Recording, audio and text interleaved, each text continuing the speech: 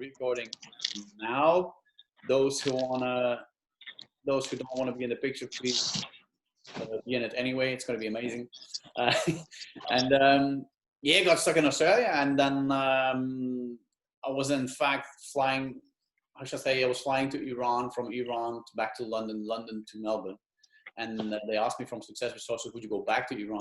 Only I said, yeah, I can go back to Iran, no worries. But then they called me from Dubai, the organizers, don't come to Iran because Corona hit so bad here. Yeah, we would love you not to come because it's not worth it. They're going to let you in, but they're not going to let you out. Yeah. I said, okay, no worries. So I flew directly to Melbourne to do some testimony in Melbourne and Sydney. And then all of a sudden, no more flights, no more airplanes, no more nothing. And I said, wow. So I got stuck for 5 months. But then we did some road trips, the Great Ocean Road, and saw kangaroos and koalas, and didn't see any crocodiles. I did see some snakes and spiders and stuff. It was amazing, yeah. And then the beautiful scenery in Australia is that you have to go. I can't explain. It's so beautiful. It's different. Even it smells even different. It's yeah. And then I got back and I said, you know what? I'm going to do the filming for the online training in London. Went back to Oxford where I had all my stuff, and then came back to Belgium to visit family after almost a year being separated. So that's a bit the story right now in Belgium, and hopefully pretty soon back in the UK. But then, with the Corona. What about you, Martin? You're in Czechia right now? Yeah, I'm in Czechia right now. I've been in London in March. I had to, return back to the Czechia because we lost our job in there, and just had to get back here because... I'm coming. Karen, could you mute yourself, please?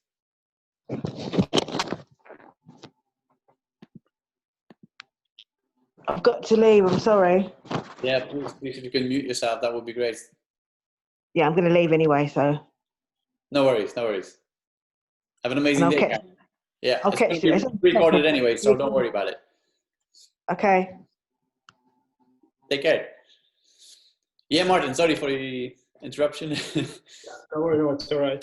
Yeah, so we just came back here to Czech Republic, and we're not sure whether we will be coming back to London again. Just want to do some workshops over there, maybe over next year. So just coming there to visit, and probably not living anymore. Pretty expensive, London. Yeah, it is. It's quite a lot expensive. So, and I'm curious, I mean, we're two colleagues. We're a bit in the same area, and people are joining us for body language, to have some information, I guess. I mean, if I can ask you, if you allow me, how did you get into body language, in fact? Well, I'm in body language for quite a long time now. I'm still pretty young, and I've been in body language for like 7 years now. I think that when I was around 14 years old, I find out there is something more behind communication. I don't know how, maybe in television, maybe I read it somewhere. And I just was so curious, what is that is affecting communication otherwise than just words? So I started to dig in and find out there is something like nonverbal communication, like that gestures can mean something, that facial expressions can mean something.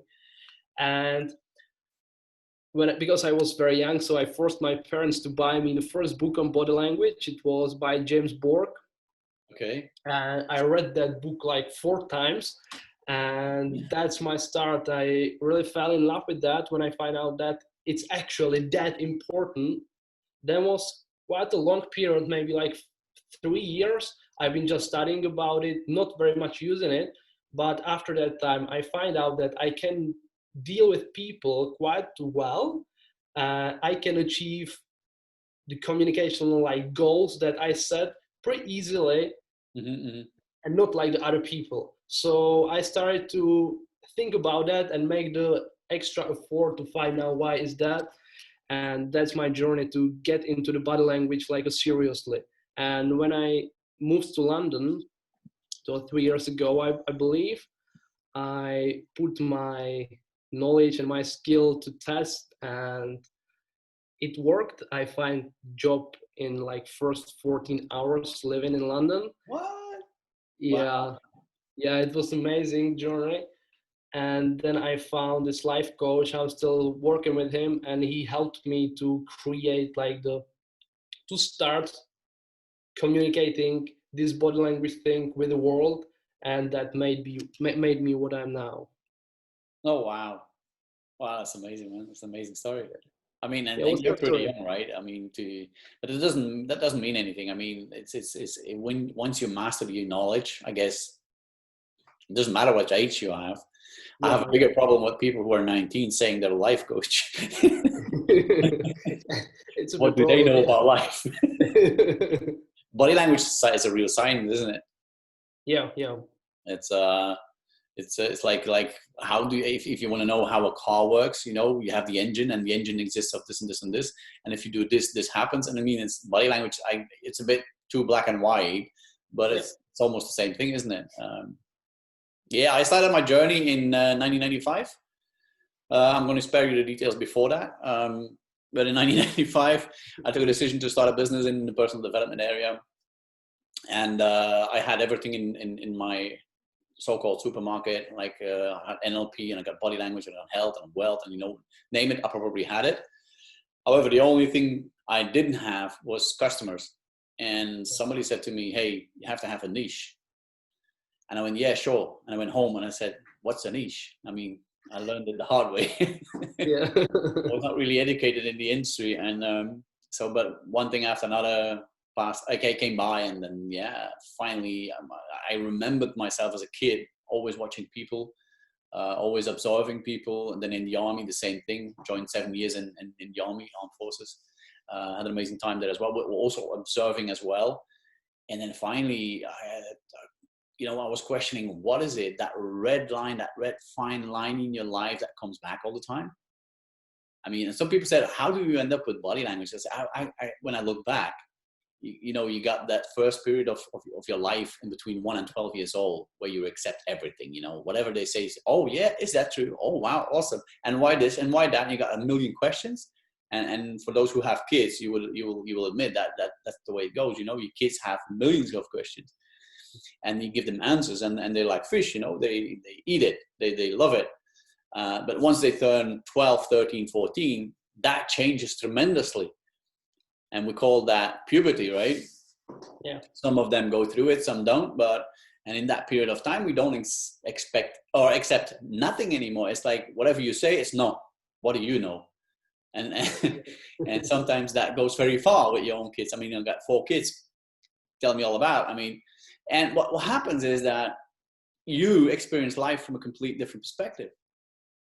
And then once you turn 22, 23, 24, depends on who you are, how you raised, and you start becoming an adult, and you say, hey, and I don't know about you, Martin, but I experienced in that first period, I call it the first installation of software on the hardware. And then you got a second period of software on the hardware, and then life starts. And all of a sudden I said, yeah, body language, man. And then all of a sudden that started working, and I started experiencing. I mean, you know, and also doing some things with people that I'm gonna test this. I have to test it if it's working, and then you test it. Because, oh shit, it's working. Yeah. So, do you have any examples like that, or? Yeah, of course, of course. I get like plenty of them. Some of them I'm not even sure if I can share them to hurt some other people that are involved in it. We're all adults. Oh yeah. Yeah, but I definitely try to, like, what does it take, for example, to gain someone's trust to that level that they will tell me their secrets. I worked on that for some time. I think it took me a month to get that secret out to that person. And I used like everything I knew about the communication, about body language and all that bonding. So it's more of the secretive ones.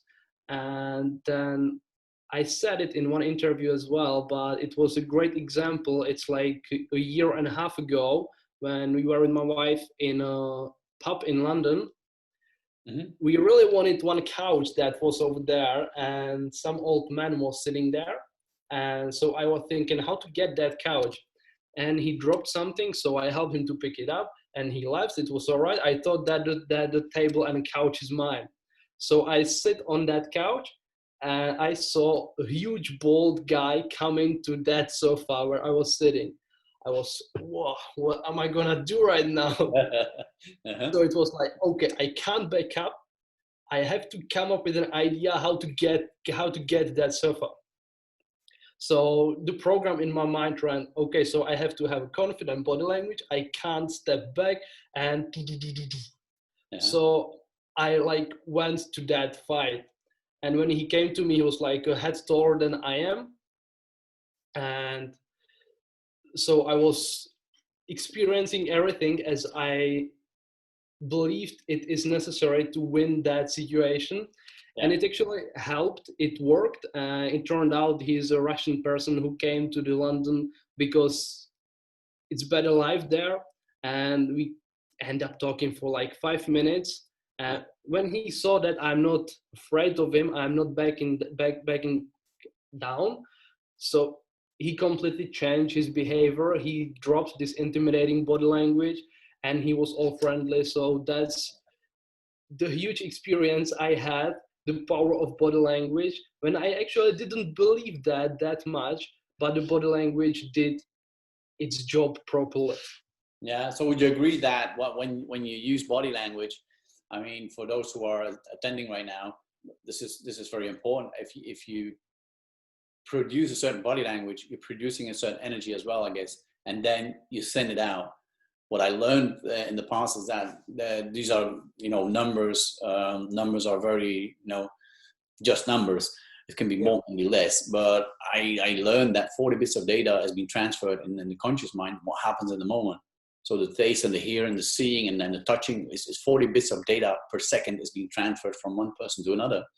Whereas the non-verbal communication, which including intonation, body language, the whole thing is 40 million bits of data per second, which is 1 million times more.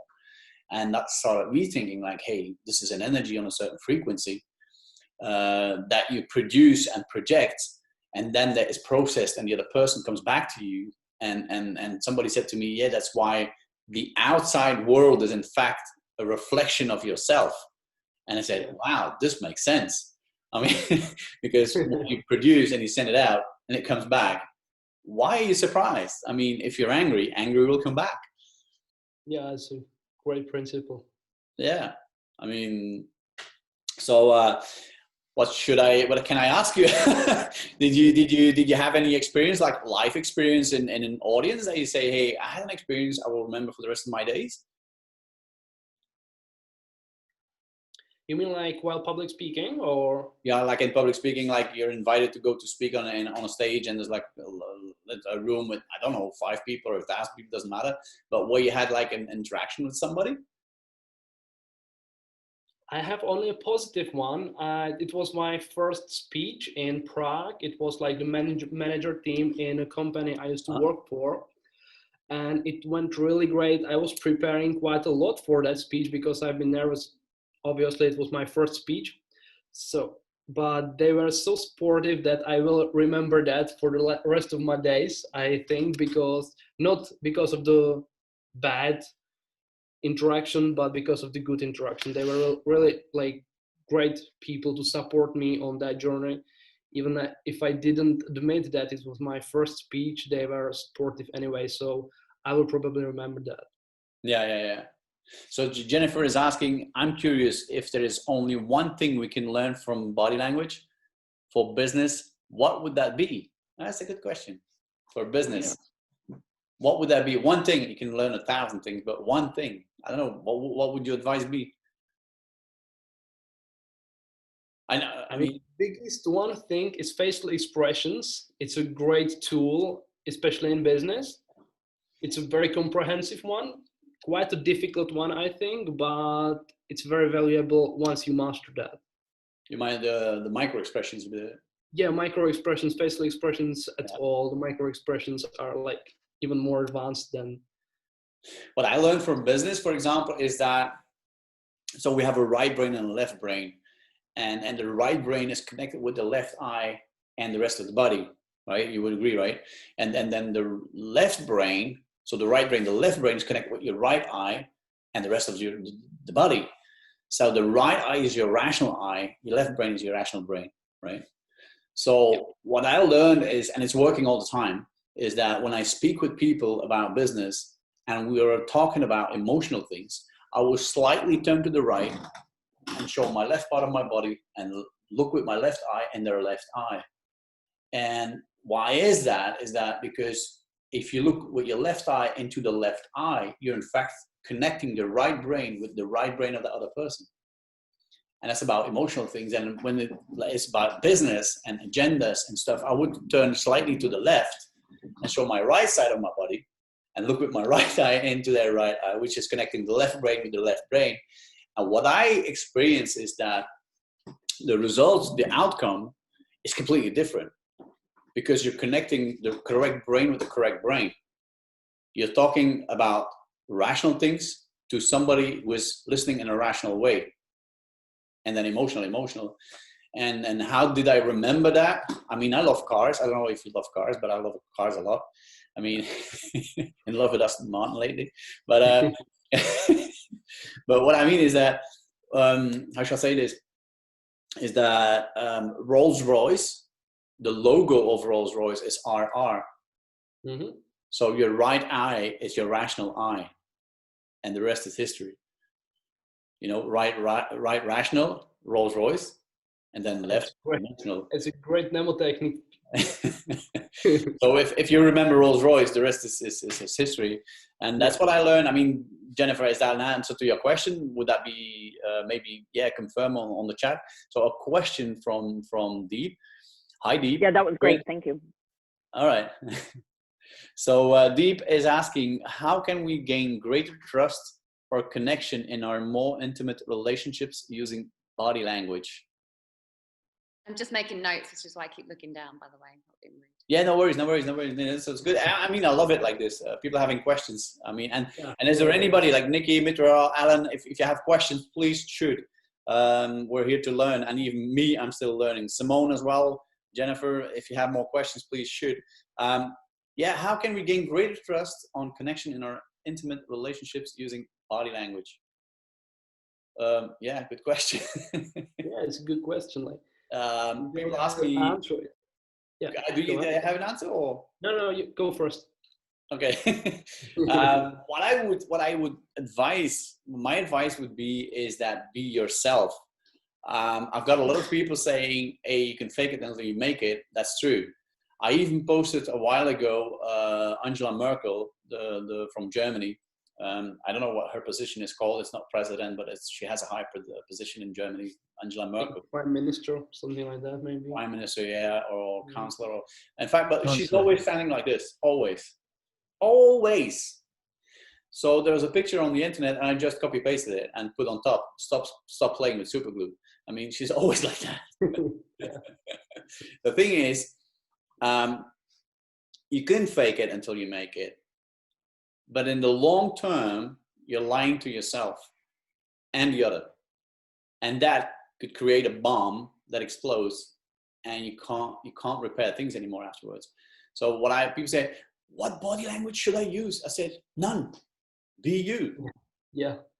And I just posted about it as well on Instagram. I posted about that you have to be yourself. You have to be genuine in your expressions, because when you're faking something, it can't work. People will feel it. And it can work. I mean, a gift from Zoom. What's that? Running out of time? We're promoting 40-minute limit. No way. Not interested. What happens is that when if the one, and I'm talking about intimate relationships, if the one is not accepting for what you are, who you are, how you look, that's their problem. That's how I look at it. If I am naked with a woman and she doesn't love me because I have 2 long toes and I have this and I have a belly and I have this and I have that, which is not true, by the way, but I don't have a back neither. If they don't love that and your relationship is based on that, get rid of the relationship, I would say. Yeah. It's my advice. I mean, and body language is the same. I mean, you can fake it and play some show in the beginning, but be aware that you can't continue doing this. If that makes sense. Definitely. And people Yeah. Go ahead. Go ahead. Yeah, I'd say that it's completely like you can't forget about being genuine, but also thinking about what to get to the other person. I mean, be aware who the person standing in front of you is. Give them full attention that you can give them. I'm teaching in my courses that you have to direct all your body to that person that is standing in front of you, because if I will be sitting like this and talking to you over my shoulder, you feel that something is missing, that I'm not paying you as much attention as I could. Yeah. So I say, pay 100 attention to the person who you want to get trust of, and you will experience changes in that relationship, because your attention will not be shattered by anything else. I saw that in one of your posts. When one foot is pointing away, that means the person wants to leave in that direction where the foot is pointing to. Even though your body is faced to the person, if your foot is pointing away, that means you're not fully attentive. You're not 100% there. Yeah. Right? I think that was one of your posts, right? Yeah, it was. I experienced that maybe like 4 years ago when I was at the home recovering from my injury, and two of my friends came to visit me, and they were secretly involved with each other, and they didn't want anyone to know it. But when they were sitting like opposite each other, it was like triangle. It was me, her, and him. Yeah. And their bodies were to me, like directed to me, and their toes and feet were to each other. And that was the first clue I got that there's something going on between them. And as I said at the beginning, that month took me to get from him that they are actually together. Okay. So, and for people who are having a hard time looking at somebody in the eyes, for example, if you say you want full contact, not full contact, you want full attention. What I mean about the eyes is that if you're not really safe and secure looking somebody in the eyes, look into the third eye, and they will have the impression you're looking in their eyes. And you can test it. Test it with somebody and look really to the third eye. If you don't have a problem when looking in somebody's eyes, that's a different thing. But if you say, I'm not feeling comfortable, blah, blah, blah, third eye, they will always have the impression that you look in their eyes. Yeah, exactly. Yeah. Simone, what are good hands to have in client meetings, speaking and such? I feel like this often shows my insecurity. I often use the position of the feet to see if a date is interested. Okay. The first part, what are good hands to have? What do you mean? How to hold your hands? Is that what you mean, Simone? Yes, exactly. I often feel like I start like doodling with my hands and you know, like these insecure movements, and that kind of takes away from what I'm trying to say. Yeah, so how do I have like calm hands while speaking and that kind of stuff? Yeah. I think what will your advice be, Martin? Yeah. Go ahead. That calm hands are those ones that are not moving when they don't need to. Yeah. I mean, when you have your hands like this, or thumbs in or thumbs out, or most of the time I would hold my hands like this, one on top of the other, and done. And as a position of being calm, being at ease, not nervous, no anxiety, holding your hands like this. And if you have to do a presentation of something, hold a pen in your hand or a clicker or whatever, something that you have. If you look at the weather presentations on telly, most of them have a clicker in their hand. And do you know they don't click? There's somebody else clicking for them, but they have to have something in their hands. So it doesn't look that, so they feel better. It's also comfortable for them to hold something. When you're presenting and you hold the pen in your hand, it's like soothing you. You can play with it, so the excessive energy goes to that pen and not to some useless movements that only is telling that you are nervous. And I'm going to add something. 25 years ago, they said that the exact same thing, hold a pen in your hand.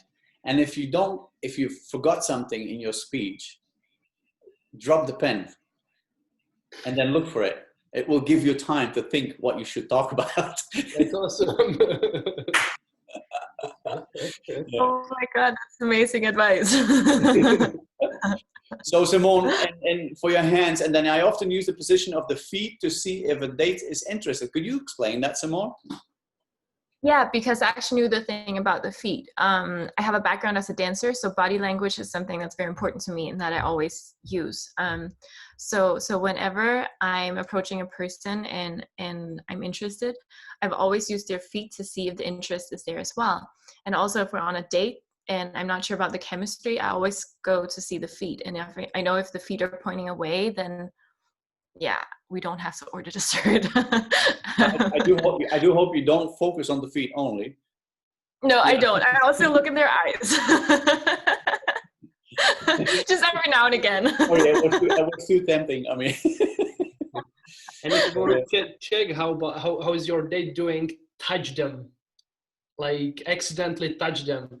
They used to say that you have to touch them while you are sitting, to touch with the knees, and when they like back down, I don't know how to say it properly in English, but when they will stay and touch, when they will stay in touch, it means they are into you, and when they will like go away, it means they are not very much into you. Oh, look at that. Thank you. I'll have to remember that. I didn't know that. Yeah. Yeah. Is there anybody else? Deep says, I must remember to check my date's feet. Yeah. So is there anybody else that has a question? Please shoot. Nikki, if you have a question. Jennifer, if you have another question. Alan? Maybe would it be good to ask a question? And we're not that many people here. I don't know how many people we are. 9 people, so -2 is 7. Is there something that you say body language for me is important in that area in my life? And if you want to answer the question, please unmute yourself. Otherwise, I can't hear you. Is there anybody that says, yeah, for me, body language is important because... Tak, tak, tak, tak. Nobody? Nikki? Yeah, go ahead, Nikki. I have to unmute you. You're muted. I'll unmute myself. There you go. Okay. Because I'm in sales, so body language is extremely important. Okay, and how would you? What are you paying attention to in your sales? Body language. In terms of body language, it's about how they receive me. I obviously look at them straight in the face because that's in their eyes, because it's a direct thing. I always mirror what they're doing as well, and it doesn't necessarily have to be in the poses that they do as well. It's the way they speak, and the language that they speak as well, so that you mirror everything that they're doing to make them feel more comfortable with you, so that then you've got their attention. And I agree with the thing about when somebody looks away, that is definitely you haven't got there. You're not going to get a sale then. You're definitely not going to get a sale then. Yeah. But it's when they're into you and you understand, you've got that almost like tunnel vision. That's when you know you've got the sale, so to speak. Yeah. That mirroring thing is very important. That's one of the things that we teach as well. And Martin, I guess you teach that as well. The mirroring, taking copy pasting someone's posture and then copy pasting again, and before they change, you change. If they copy paste you got a connection. Yeah. And that is a certain way of doing it. Yeah, Nikki, that's a very good. Drinking your cup of tea. When you've got a drink in your hand and you both drink at the same time, you've got a connection. We're connected. Yeah. I will join you. I want to be connected too. Let's all get connected. Yeah, I've got a question from Jennifer. When you are speaking on stage, what's the best way to engage your audience with your body language? That's a good one. Martin, do you have any thing you want to share, or how to engage? I mean, I know I can talk about this for 24 hours. Yeah, it's pretty easy to talk about it, but picking the right informations to share, it's a bit difficult. But I think that, again, being genuine is very important, because when you're, for example, observing Gary Vaynerchuk speaking on a stage, he's not very good with the body language, and yet he is getting all attention of people. he's hiding his hands in the pockets, he's crossing his arms, and I would never recommend people to do that, and yet somehow he is still getting that attention. So I think that having this strong personality charm is very important, and it's not coming without any training, without confidence, without knowing exactly who you are and what you are bringing into that presentation. Yeah, exactly. I mean, what I would add is that know what you're talking about. You're in body language for many years. I'm in it for the last 25 years in this industry. I mean, we do know what we're talking about. But if you know what you're talking about, if somebody would call you, can you do presentations in 5 minutes from now? Yeah, sure. Born and ready. You know, and that is a very important thing to is master your stuff. And then a second thing I would add is that how can you get attention of the people is asking questions. I used to say, who among you? And then I've got somebody said to me, no, this is wrong. You have to say, how many of you? I mean, to have the full attention of the room. That was a mistake I used to make for many years. Who among you can answer and then you got one or two people. And if you have 1,000 people in the room, say, how many of you? I mean, you see like 300-400 people raising their hands when you have a couple thousand in the room. And that's a huge difference, is asking questions. And which questions? Open questions. The why, what, where, who. People can't answer your questions with a yes or a no. They have to come up with a story. And when they come up with a story, and storytelling is selling. Yeah. I mean, there was Shimoni Deep. Do you remember what Shimoni said? Make them cry and they'll buy. Right. I do that all the time. I mean, what the heck? Doesn't matter. But to be honest with you, Jennifer, what would you do to engage your audience is ask questions, and questions related to your topic. Sometimes you can ask them questions that have nothing to do with your topic, but then the aim of that question should be waking up these people. I mean, I used to do a lot of presentations for Tony, and one of the questions was, how many of you love surprises? Raise your hand and say yes. And everybody raised their hand and said yes. And I said, bullshit. And they were like, what? And why do I say bullshit? Is to that shock effect, to say, hey, bang, this is not working. And they go like, what? What is he talking about? I say, you love the surprises you like. The other surprises you call problems. Is that right? And everybody said, oh yeah. So how do you, to come back to your question, Jennifer, is when you're speaking from stage, how do you engage your audience? Make sure you're well prepared. Make sure that you prepare up front. And before going on stage, what I do, I meditate. I don't know if there's anybody that can relate to this. I mean, Mitra, you can really say, hey, yes, this is a good way to do it. Or would you have a different advice on this? To having some kind of ritual, I think it's important I believe that for me, it's meditation as well. It really helps me to calm down. But I know people who, for example, are doing handstands before they go to do something that's challenging for them. I used to be one of these people as well until I found meditation. So having some kind of ritual that is charging you with energy, with confidence, is important to have, and perform it every single time you need to be confident. Yeah. Now, the kind of meditation I do is breathing exercises. Mitra, you do know a lot about this, right? Mitra, if you want to engage, feel free. Yeah, no, absolutely. I think some quick mindfulness tips are really, really good. Because I remember in my younger days, I would say, I am, I feel, I do, I love, I speak, I see, and I know. So I'll just go through one by one. I am, I feel, I do, I love, I speak, I see, and I know. These are the 7 chakras. And that will just channel me. The energy would just go around, and I'm just in the zone and bring the precedent, and I will talk like, boy, there was no tomorrow. Yeah. But there are some small phrases people use which we call mantras, which can, keep you in the zone. or yes, breathing, you can make a pattern, or look at your own third eye and see you are right here right now, and you can take on this world. And so yeah, meditation, absolutely. Yeah. But I went to I visited a lot of temples, Hindu temples, Buddhist temples. I mean, I've been around the planet. My experience with monks is that they said the first thing they learn in school in order to become a monk is for 2 years learning how to breathe. Because Martin, you would agree with me that there's so many things that have an influence on your body language, and it's that body language that attracts the correct people towards you or pushes them away from you.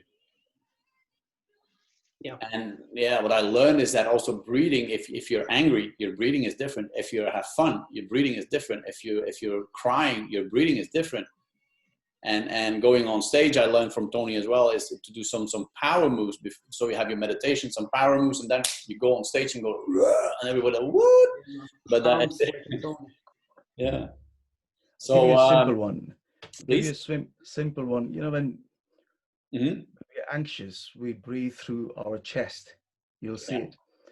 But if you want to immediately relax yourself, you do a belly breathe. Just breathe into the belly. Yeah. And there's a very scientific reason to it. So when a child is born, the child is attached to the mother through the cord, and it's breathes through that. See, all of a sudden, if you see a little child who's always happy, breathes through the tummy. But as we grow up, we start breathing through our chest because we are always on the edge. And the more so that's called shallow breathing. And that's how the shallow thinking.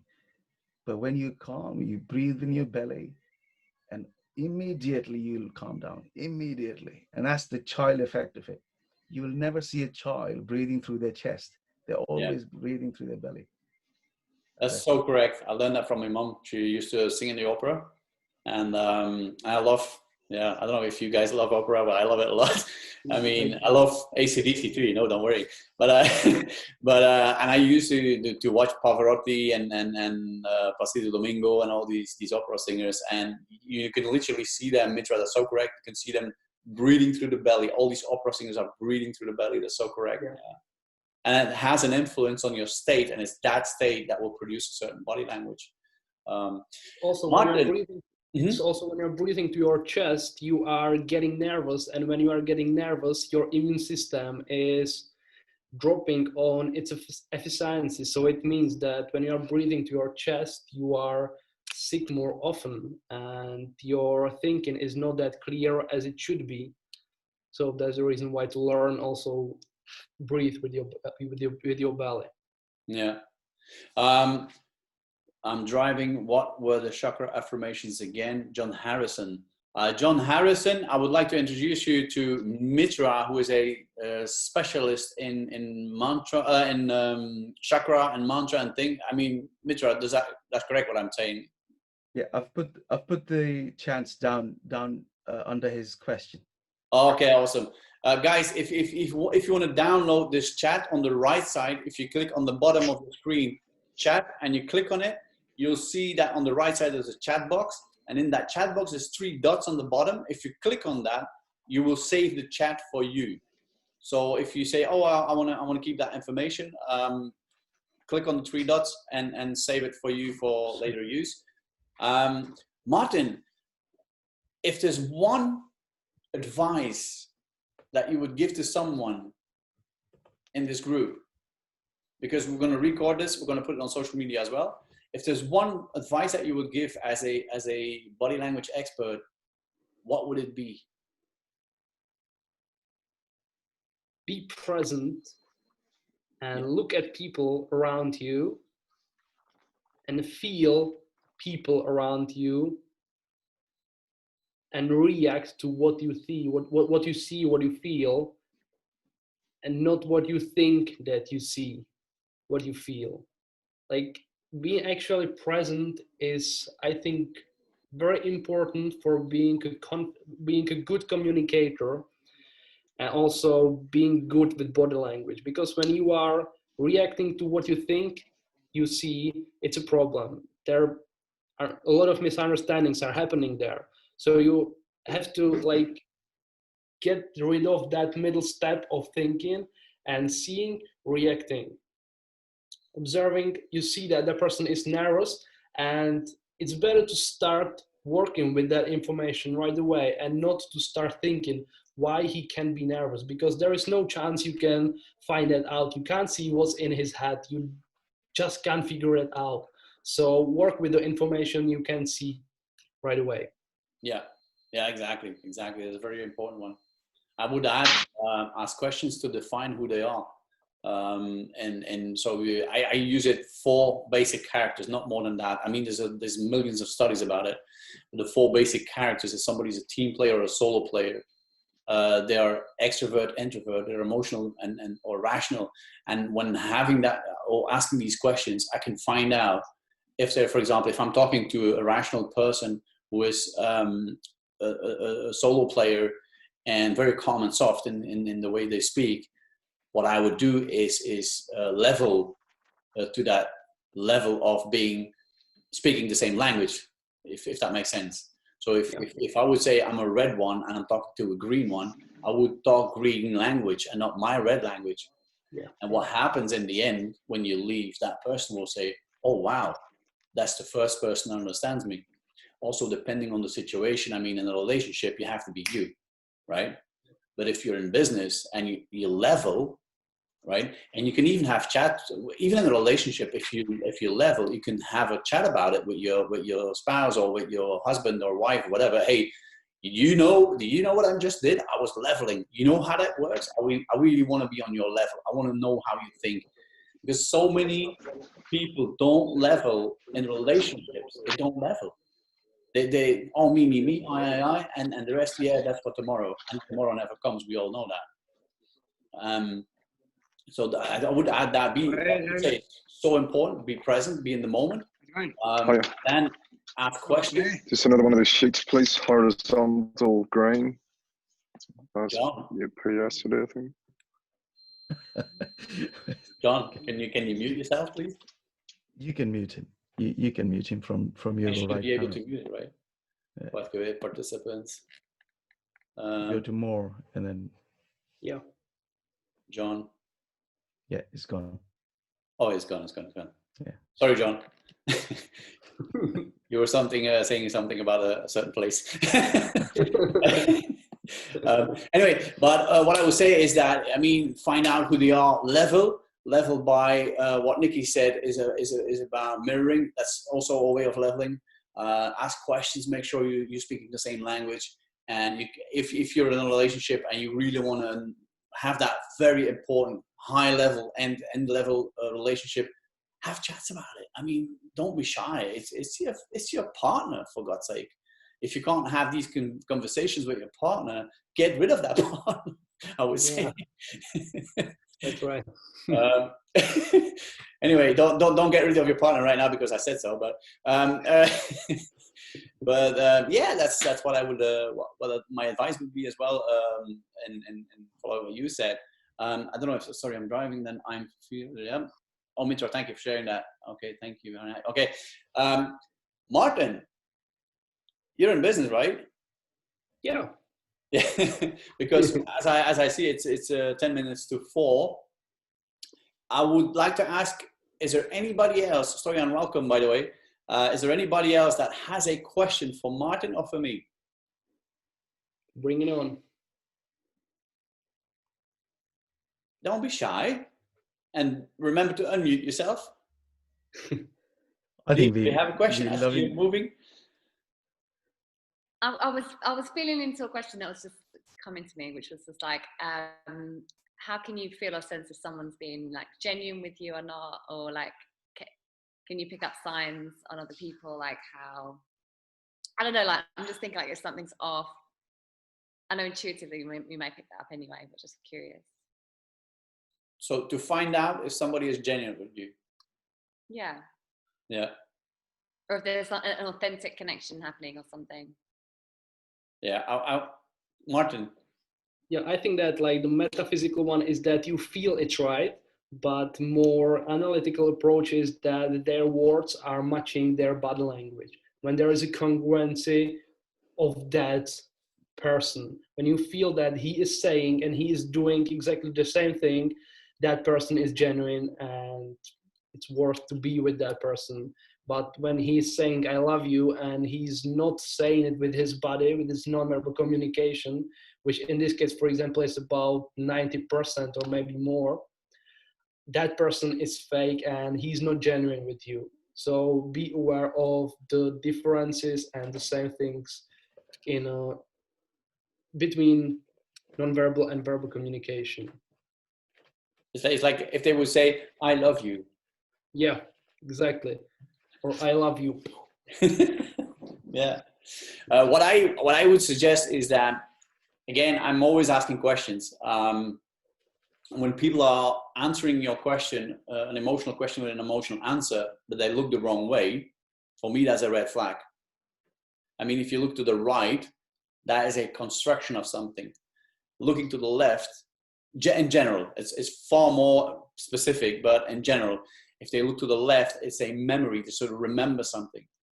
So if you ask an emotional question, which is connected to a memory, and they ask and they answer you with a rational answer, a construction, for me, that's a red flag. And that's for me also the beginning of more than one question, because you can't base your analysis on one question, one answer. Because sometimes you ask, hey, how was your trip to Egypt? And you got so much on your head that day and you're trying to make a construction, although you went. So it's not always 100%. Would you agree, Martin? Yeah, definitely. Like long-term observations. Yeah. And so when people look to the right and they answer a question, they're making a construction to the left. And if you have 6, 7 questions and 6, 7, I'm not dyslexic, by the way. 6, 7 red flags, that means watch out. Because the rest of the conversation, you'll pay attention to the body language as well. To the feet. I mean, and start with the feet always, because the body parts, the further away from the brain, are the less controllable. So, yeah, and I mean, if that makes sense, the way people are looking, I've got somebody, a lady in Brussels, she asked me for some coaching. I said, okay, what's going on? What's up? And she started talking, and I asked her a question, and she looked like this way down, which is a internal dialogue. And she answered my question so slowly that I knew she was thinking about other stuff. You know, my husband is going to be late. I have to pick up the kids from school. And I have to make dinner. And television is broke. And I have to call the plumber. And it goes on and on and on. I mean, ladies, the difference between men and ladies, read Venus and Mars. You'll find out. Ladies can do a million things where a man can do one thing. I mean, there's some man can do more than one thing. I mean, but I mean, and they're thinking about, and that lady, she was actually doing this, and I smashed my hand on the table like, bang! And she went, whoa, what are you doing? I said, I'm waking you up. What are you thinking about? And she says, how do you know? I said, who's the coach inside here? And but she was thinking, and she admitted, she was thinking about 1,000 things, answering my question, but very slow. So if you are talking to somebody and they look left down for you, right down, right? They're busy with internal dialogue. That machine is running, the computer is running. And they will answer your question, however, on a very slow tempo. Just to add, I mean, this is so interesting. Both of you together, fantastic. You know, when you started, Rene, you talked about the energy field as well, yeah. and how we exhibit energy. And just coming back to the something else can be tried as well when you look at from the spiritual point of view. So if you go and meet someone, and if you start being skeptical or judging right from the start, that negative energy will exhibit as well.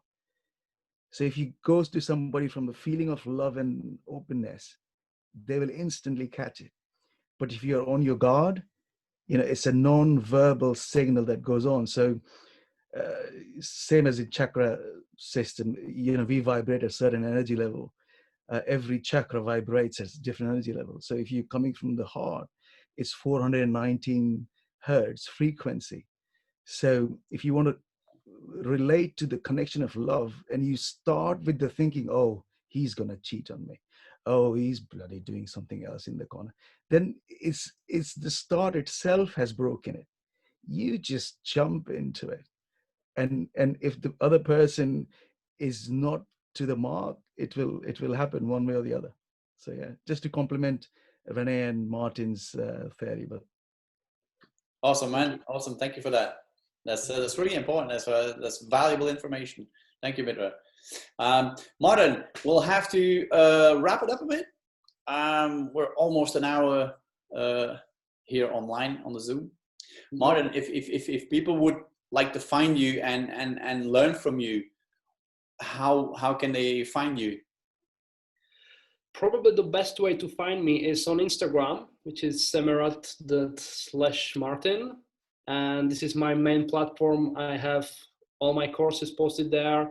All the information I'm posting, I am primarily posting it on Instagram. So I can send a link to that chat if you want to. Yeah, it would be great. Yeah. Yeah. That's the main way how to find me. Please share the link in Instagram. So most of your information will be found on your Instagram profile, and then people can take it from there and get in contact with you, right? Exactly. Yeah. Awesome. You have a website too? Sure. It's martinsemera.com. What do you want?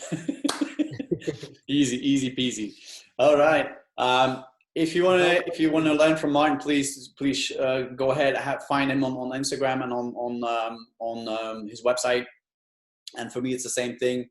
I don't know if everybody heard it, but in the beginning from the presentation, and I see Stoyan Novakovic. He says, "Thank you guys. Sorry for coming late. I hope there will be full video. There will be a full video for those who are still here. There's a full video. I'm going to put it online later on. Context and situation, most important in my opinion." Exactly, man. So correct.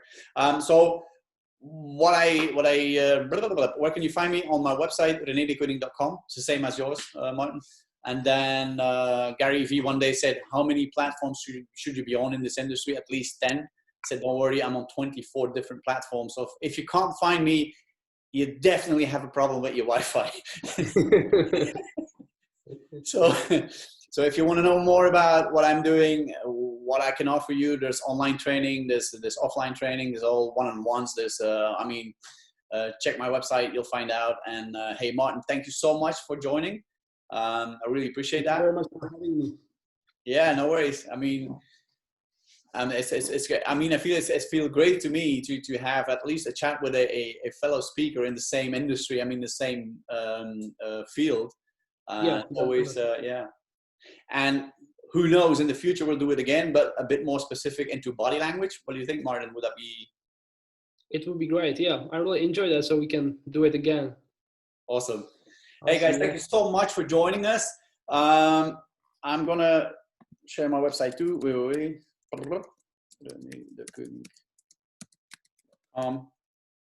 And if you can't find me, if you can't log in, whatever, Google my name, you'll find it. There it is. So for those who want to save the chat, click on 3 dots. It's yours then.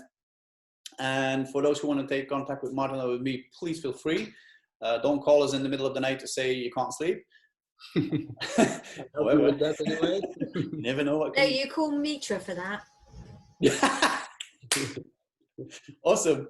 Okay, guys, thank you for joining. It was amazing afternoon, 1 hour Zoom, and I really look forward to see all of you in our next Zoom. And yeah, thank you for being here. It's really great. Thank you very much for coming, everybody. Thank you guys. Appreciate you. Thank you so much. Bye-bye. Thanks very much. Thank you.